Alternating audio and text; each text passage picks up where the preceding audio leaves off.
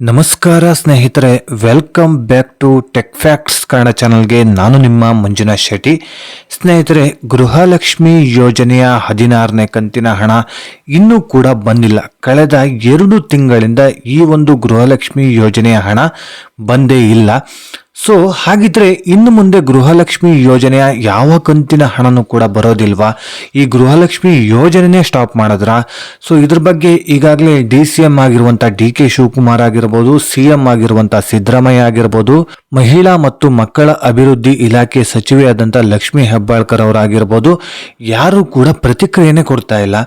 ಹಾಗಿದ್ರೆ ಹಣ ಇನ್ನು ಮುಂದೆ ಸ್ಟಾಪೇ ಆಯ್ತಾ? ಸೊ ಇದ್ರ ಬಗ್ಗೆ ಕಂಪ್ಲೀಟ್ ಆದಂತ ಮಾಹಿತಿನ ನಿಮಗೆ ತಿಳಿಸಿಕೊಡುವಂತ ಪ್ರಯತ್ನ ಮಾಡ್ತೀನಿ. ಈ ವಿಡಿಯೋನ ಎಲ್ಲೂ ಕೂಡ ಸ್ಕಿಪ್ ಮಾಡದೆ ಕೊನೆ ತನಕ ನೋಡೋದಕ್ಕೆ ಟ್ರೈ ಮಾಡಿ. ನೀವಿನ್ನು ಯಾರ್ಯಾರು ಹೊಸಬರು ನನ್ನ ಚಾನಲ್ನ ಸಬ್ಸ್ಕ್ರೈಬ್ ಮಾಡದೆ ಈ ಒಂದು ವಿಡಿಯೋನ ನೋಡ್ತಾ ಇದ್ರು, ಪ್ಲೀಸ್ ಸಬ್ಸ್ಕ್ರೈಬ್ ಮಾಡಿ, ಪಕ್ಕದಲ್ಲಿರುವಂತ ಬೆಲ್ ಐಕಾನ್ನ ಪ್ರೆಸ್ ಮಾಡಿ. ಸ್ನೇಹಿತರೆ, ನೀವು ಸಬ್ಸ್ಕ್ರೈಬ್ ಮಾಡಿ ನನಗೆ ಸಪೋರ್ಟ್ ಮಾಡೋದ್ರಿಂದ ಇದೇ ರೀತಿಯಾದಂಥ ಒಳ್ಳೊಳ್ಳೆ ಕಂಟೆಂಟ್ ಇರುವಂಥ ವಿಡಿಯೋಗಳನ್ನು ನಿಮ್ಮ ಮುಂದೆ ತರಲಿಕ್ಕೆ ನನಗೆ ಪ್ರೋತ್ಸಾಹ ಸಿಗುತ್ತೆ ಅಂತ ಹೇಳ್ತಾ, ಈ ವಿಡಿಯೋ ನಿಮಗೆ ಇಷ್ಟ ಆಗ್ತಾ ಇದ್ರೆ ಲೈಕ್ ಮಾಡಿ, ಸಾಧ್ಯವಾದಷ್ಟು ನಿಮ್ಮ ಸ್ನೇಹಿತರಿಗೆ ಈ ಒಂದು ವಿಡಿಯೋನ ಶೇರ್ ಮಾಡಿ, ಅವರಿಗೂ ಕೂಡ ಈ ವಿಡಿಯೋದಿಂದ ಉಪಯೋಗನ ಪಡ್ಕೊಳ್ಳಿ ಅಂತ ಹೇಳ್ತಾ ವಿಡಿಯೋನ ಶುರು ಮಾಡೋಣ ಬನ್ನಿ. ಸ್ನೇಹಿತರೆ, ಕಳೆದ 2 ತಿಂಗಳಿಂದ ಗೃಹಲಕ್ಷ್ಮಿ ಯೋಜನೆಯ ಹಣ ಜಮನೆ ಆಗ್ತಾ ಇಲ್ಲ, ಸರಿಯಾಗಿ ಜಮನೆ ಆಗ್ತಾ ಇಲ್ಲ. ಡಿಸೆಂಬರ್ ಆಯಿತು, ಜನವರಿ ಆಯಿತು, ಫೆಬ್ರವರಿ ಆಯಿತು. ಸೊ ಇನ್ನೂ ಕೂಡ ಗೃಹಲಕ್ಷ್ಮಿ ಯೋಜನೆಯ 16ನೇ ಕಂತಿನ ಹಣನೇ ಜಮಾ ಆಗಿಲ್ಲ. ನೀವು ಅಂದ್ಕೊಳ್ಬೋದು ಎಷ್ಟು ಕಂತಿನ ಹಣ ಇನ್ನೂ ಕೂಡ ಪೆಂಡಿಂಗ್ ಇದೆ ಅಂತ. ಸೊ ಸ್ನೇಹಿತರೆ, 3 ಕಂತಿನ ಹಣ ಪೆಂಡಿಂಗ್ ಇದೆ. 16ನೇ ಕಂತಿನ ಹಣ, 17ನೇ ಕಂತಿನ ಹಣ, 18ನೇ ಕಂತಿನ ಹಣ. ಈ ಫೆಬ್ರವರಿ ಬಂದರೆ 3 ಕಂತಿನ ಹಣ ಪೆಂಡಿಂಗ್ ಇದೆ. ಇನ್ನು ಇದು ಡಿಸೆಂಬರು ಹಾಗೆ ಜನವರಿ ತಿಂಗಳ ಹಣನೇ ಜಮಾ ಆಗಿಲ್ಲ. ಫೆಬ್ರವರಿ ಆಗೋದು ಇನ್ನು ಬಿಡಿ.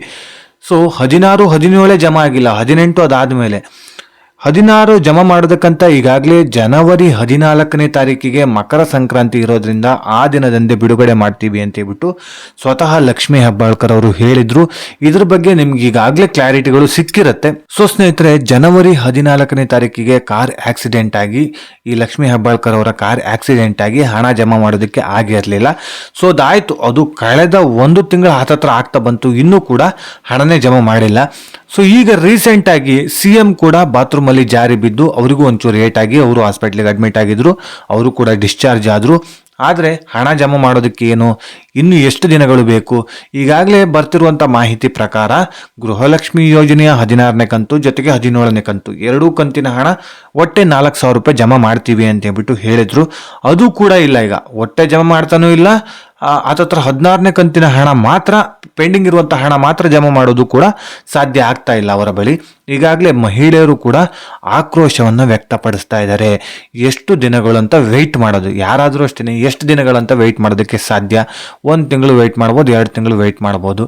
ಸೊ ಕಳೆದ 3 ತಿಂಗಳಿಂದ ವೆಯ್ಟ್ನ ಮಾಡ್ತಾ ಇದ್ದಾರೆ, ಹಣ ಜಮಾ ಆಗ್ತಾ ಇಲ್ಲ. ಹಾಗಾಗಿ ಮಹಿಳೆಯರು ಆಕ್ರೋಶವನ್ನು ವ್ಯಕ್ತಪಡಿಸ್ತಾ ಇದ್ದಾರೆ. ಈಗ ಮೀಡಿಯಾದವರು ಕೂಡ ಮುಂದೆ ಬಂದಿದ್ದಾರೆ. ಎಲ್ಲ ಮೀಡಿಯಾದಲ್ಲೂ ನೀವು ನೋಡಿರ್ಬೋದು, ಎಲ್ಲ ಟಿವಿಯಲ್ಲೂ ಕೂಡ ಅದೇ ಓಡ್ತಾ ಇರೋದು. ಟಿವಿ ನ್ಯೂಸ್ಗಳಲ್ಲಿ, ಪ್ರತಿಯೊಂದು ನ್ಯೂಸ್ಗಳಲ್ಲೂ ಕೂಡ ಗೃಹಲಕ್ಷ್ಮಿ ಯೋಜನೆದೇ ಓಡ್ತಾ ಇದೆ ಸ್ನೇಹಿತರೆ. ಸೊ ಅವರು ಈಗ ಮೇಲ್ ಬಂದರೆ ಮಾತ್ರ ಸಾಧ್ಯ. ಯಾವಾಗ ಮೀಡಿಯಾದವರು ಮುಂದೆ ಬಂದು ಎಲ್ಲ ವಿಡಿಯೋ ಮಾಡಿ ಅವರು ಅಪ್ಲೋಡ್ ಮಾಡ್ತಾ ಇರ್ತಾರೋ, ಎಲ್ಲರಿಗೂ ಜನಗಳಿಗೆ ತಲುಪಿಸ್ತಾ ಇರ್ತಾರೋ, ಆಗ ಮಾತ್ರ ಸರ್ಕಾರ ಎಚ್ಚೆತ್ಕೊಳ್ಳೋದಕ್ಕೆ ಸಾಧ್ಯ. ಅಲ್ಲಿ ತನಕ ಸರ್ಕಾರ ಚಾಪೆ ಹಾಕಿ ನಿದ್ದೆ ಮಾಡ್ತಾನೆ ಇರುತ್ತೆ. ಸೊ ಇದ್ರ ಬಗ್ಗೆ ಈಗಾಗಲೇ ಮೀಡಿಯಾದಲ್ಲೂ ಕೂಡ ಕೇಳ್ತಾ ಇದ್ದಾರೆ. CM ಆಗಿರುವಂಥ ಸಿದ್ದರಾಮಯ್ಯನವರೇ ಹಾಗೆ DK ಶಿವಕುಮಾರ್ ಅವರೇ, ಜನಗಳಿಗೆ ಮೋಸ ಮಾಡಬೇಡಿ, ಜನಗಳ ಶಾಪ ತಟ್ಟದೆ ನಿಮಗಿರೋದಿಲ್ಲ. ಹಣ ಏನು ಜಮಾ ಮಾಡಬೇಕಂತ ಇದ್ದೀರೋ ಜಮಾ ಮಾಡಿ. ಹಣ ನಿಮ್ಮ ಹತ್ರ ಇಲ್ವಾ? ಡೈರೆಕ್ಟಾಗಿ ಹೇಳಿ, ಹಣ ನಮ್ಮ ಹತ್ರ ಇಲ್ಲ.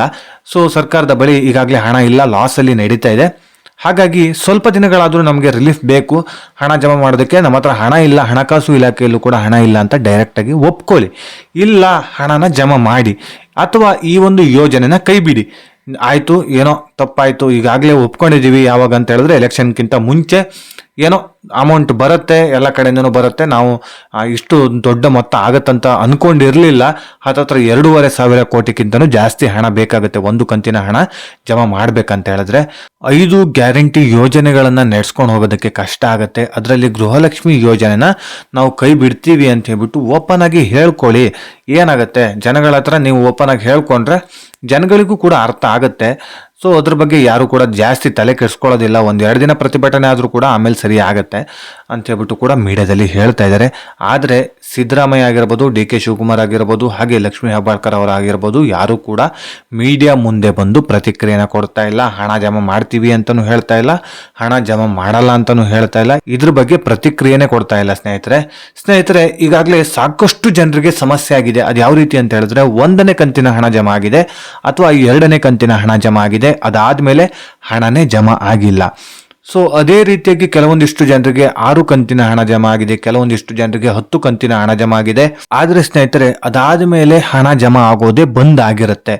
ಸೊ ಇದ್ರ ಬಗ್ಗೆ ಸರ್ಕಾರ ಹೇಳ್ತಿರುವಂತ ಮಾಹಿತಿ ಪ್ರಕಾರ ಸ್ನೇಹಿತರೆ, ಈಗಾಗಲೇ ಎಷ್ಟು ಕಂತಿನ ಹಣ ಪೆಂಡಿಂಗ್ ಇದೆ ಅಂತ ಕೇಳಿದ್ರೆ ಅವ್ರ ಹತ್ರ, ಅವ್ರು ಹೇಳೋದಿಷ್ಟೇನೆ 95% ಅಷ್ಟು ಮಹಿಳೆಯರಿಗೆ ಈಗಾಗಲೇ 15ನೇ ಕಂತಿನ ಹಣದ ತನಕನೂ ನಾವು ಹಣನ ಜಮಾ ಮಾಡಿದೀವಿ.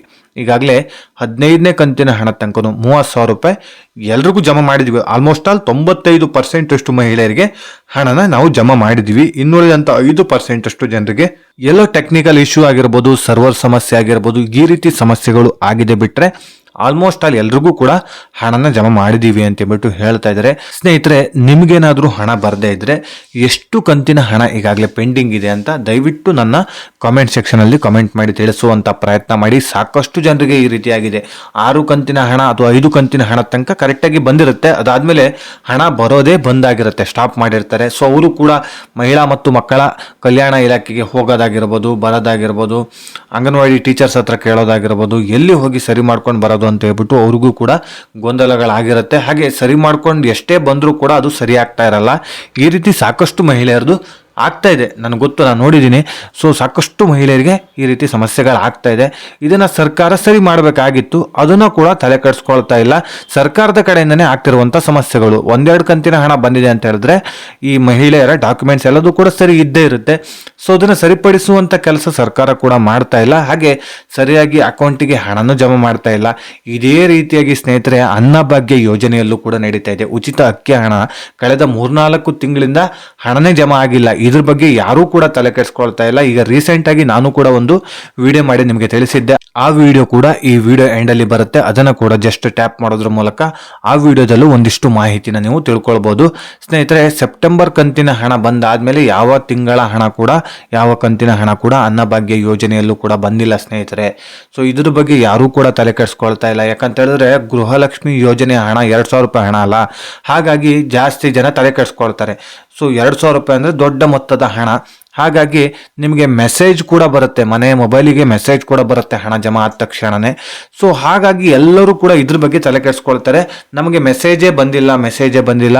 ಸೊ ಹಾಗಾಗಿ ಅಕೌಂಟಿಗೆ ಹಣ ಜಮಾ ಆಗಿಲ್ಲ ಅಂತ ಹೇಳ್ಬಿಟ್ಟು ಒಂದು ಕ್ಲಾರಿಟಿ ಸಿಗುತ್ತೆ. ಆದರೆ ಅನ್ನಭಾಗ್ಯ ಯೋಜನೆದು ಹಾಗಲ್ಲ. ಉಚಿತ ಅಕ್ಕಿ ಹಣ ಯಾವಾಗ ಜಮಾ ಆಯಿತು, ಯಾವಾಗ ಬಿಡ್ತು ಅದನ್ನು ಗೊತ್ತಾಗಬೇಕಂತ ಹೇಳಿದ್ರೆ ನಿಮ್ಮ ಪಾಸ್ಬುಕ್ ತಗೊಂಡೋಗಿ ಬ್ಯಾಂಕಲ್ಲಿ ಎಂಟ್ರಿ ಮಾಡಿಸಿದ್ರೆ ಮಾತ್ರ ಗೊತ್ತಾಗುವಂಥದ್ದು. ಸೊ ಸ್ನೇಹಿತರೆ, ಗೃಹಲಕ್ಷ್ಮಿ ಯೋಜನೆಯ ಹಣ ಜಮಾ ಆಗಿಲ್ಲ. ಇದ್ರ ಬಗ್ಗೆ ನಿಮ್ಮ ಅನಿಸಿಕೆ, ಅಭಿಪ್ರಾಯನ ದಯವಿಟ್ಟು ನನ್ನ ಕಾಮೆಂಟ್ ಸೆಕ್ಷನ್ ಅಲ್ಲಿ ಕಾಮೆಂಟ್ ಮಾಡಿ ತಿಳಿಸಿ. ಸೊ ಇದ್ರ ಬಗ್ಗೆ ಯಾವುದೇ ರೀತಿಯಾದಂಥ ಅಪ್ಡೇಟ್ಸ್ ಬಂದರೂ ಕೂಡ ನನ್ನ ಚಾನಲ್ನಲ್ಲಿ ವಿಡಿಯೋ ಮಾಡಿ ತಿಳಿಸ್ತಾ ಇರ್ತೀನಿ. ಸೊ ಸದ್ಯಕ್ಕೆ ಬರ್ತಿರುವಂಥ ಮಾಹಿತಿ ಪ್ರಕಾರ ಸಿದ್ದರಾಮಯ್ಯ ಆಗಿರ್ಬೋದು, DK ಶಿವಕುಮಾರ್ ಆಗಿರ್ಬೋದು, ಹಾಗೆ ಲಕ್ಷ್ಮೀ ಹೆಬ್ಬಾಳ್ಕರ್ ಅವರಾಗಿರ್ಬೋದು, ಯಾರು ಕೂಡ ಇದ್ರ ಬಗ್ಗೆ ಪ್ರತಿಕ್ರಿಯೆನ ಕೊಡ್ತಾ ಇಲ್ಲ. ಹಣ ಜಮಾ ಮಾಡ್ತೀವಿ ಅಂತಾನು ಹೇಳ್ತಾ ಇಲ್ಲ, ಹಣ ಜಮಾ ಮಾಡಲ್ಲ ಅಂತಾನು ಹೇಳ್ತಾ ಇಲ್ಲ, ನಮ್ಮ ಹತ್ರ ಹಣ ಇಲ್ಲ ಅಂತಾನು ಹೇಳ್ತಾ ಇಲ್ಲ. ಸೊ ಯಾವುದೇ ಒಂದು ಕ್ಲಾರಿಟಿನೂ ಕೊಡ್ತಾ ಇಲ್ಲ. ಸದ್ಯದಲ್ಲೇ ಇದ್ರ ಬಗ್ಗೆ ಕ್ಲಾರಿಟಿ ಕೊಡ್ತಾರೆ. ಯಾಕಂತ ಹೇಳಿದ್ರೆ ಮೀಡಿಯಾಗಳಲ್ಲಿ ನ್ಯೂಸ್ ಅದೇ ಓಡ್ತಾ ಇರೋದು. ಹಾಗಾಗಿ ಸದ್ಯದಲ್ಲೇ ಪ್ರತಿಕ್ರಿಯೆ ಕೊಡ್ತಾರೆ. ಪ್ರತಿಕ್ರಿಯೆ ಕೊಟ್ಟ ತಕ್ಷಣನೇ ನಾನು ವಿಡಿಯೋ ಮಾಡಿ ನಿಮಗೆ ತಿಳಿಸುವಂತ ಪ್ರಯತ್ನ ಮಾಡ್ತೀನಿ. ಸೊ ಸ್ನೇಹಿತರೆ, ಈ ಒಂದು ವಿಡಿಯೋದಿಂದ ನಿಮಗೆ ಸ್ವಲ್ಪನಾದ್ರೂ ಉಪಯೋಗ ಆಗಿದೆ ಅಂತ ಹೇಳಿದ್ರೆ ದಯವಿಟ್ಟು ನನ್ನ ಈ ಒಂದು ಚಾನಲ್ನ ಸಬ್ಸ್ಕ್ರೈಬ್ ಮಾಡಿ, ಸಪೋರ್ಟ್ ಮಾಡಿ. ಈ ಒಂದು ವಿಡಿಯೋ ನಿಮಗೆ ಇಷ್ಟ ಆಗಿದ್ರೆ ಲೈಕ್ ಮಾಡಿ, ಸಾಧ್ಯವಾದಷ್ಟು ನಿಮ್ಮ ಸ್ನೇಹಿತರಿಗೆ ಈ ವಿಡಿಯೋನ ಶೇರ್ ಮಾಡಿ, ಅವರಿಗೂ ಕೂಡ ಒಂದಿಷ್ಟು ಉಪಯೋಗನ ಪಡ್ಕೊಳ್ಳಿ ಅಂತ ಹೇಳ್ತಾ, ಇದೇ ರೀತಿ ಇನ್ಫಾರ್ಮೇಟಿವ್ ವಿಡಿಯೋ ಒಂದಿಗೆ ನಾನು ಮುಂದಿನ ವಿಡಿಯೋದಲ್ಲಿ ಸಿಗ್ತೀನಿ. ಅಲ್ಲಿಯವರೆಗೂ ಧನ್ಯವಾದಗಳು.